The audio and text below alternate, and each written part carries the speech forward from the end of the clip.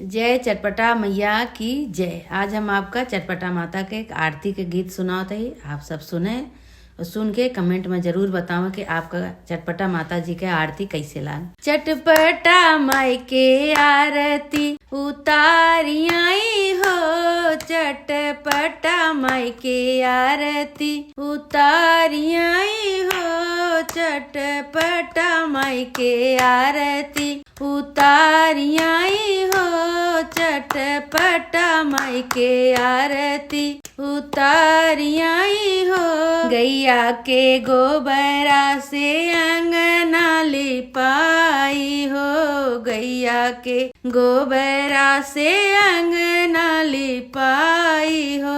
मैया के चौक पुराई आई हो, मैया के चौक पुराई आई हो, चटपटा माई के आरती उतारी आई हो, चटपटा माई के आरती उतारी आई हो, चटपटा माई के आरती उतारी आई हो, चटपटा माई के आरती। गंगा जमुनवा से जल भरी लाई हो, गंगा जमुनवा से जल भरी लाई हो, गंगा जमुनवा से जल भरी लाई हो।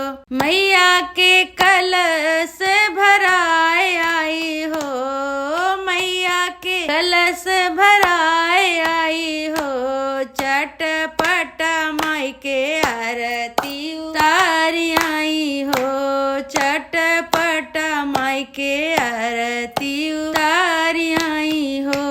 अड़हुल के फूलवा के मालवा बनाई हो, अड़हुल के फूलवा के मालवा बनाई हो। मैया के गजरा पहनाई आई हो, मैया के गजरा पहनाई आई हो, चटपटा माई के आरती उतारी आई हो, चटपटा माई के आरती उतारी आई हो, चटपटा माई के आरती उतारी आई हो। गैया के दूधवा से पेड़वा बनाई हो, गैया के दूधवा से पेड़वा बनाई हो।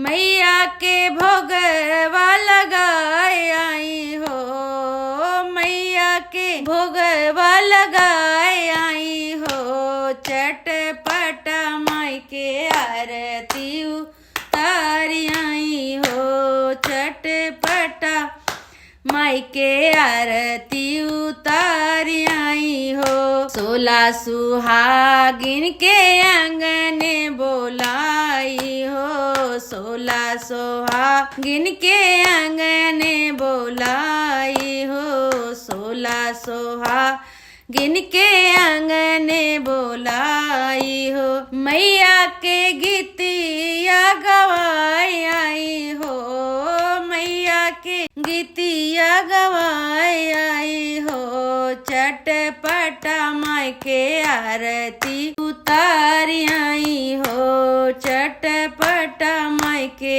आरती उतारी आई हो।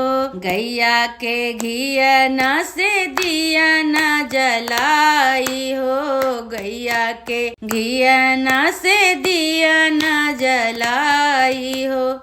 मैया के आरती उतारी आई हो, मैया के आरती उतारी आई हो, चटपटा माई के आरती उतारी आई हो, चटपटा माई के आरती उतारी आई हो, चटपटा माई के आरती उतारी आई हो, चटपटा माई के आरती उतारी आई हो, चटपटा माई के आरती उतारी आई हो।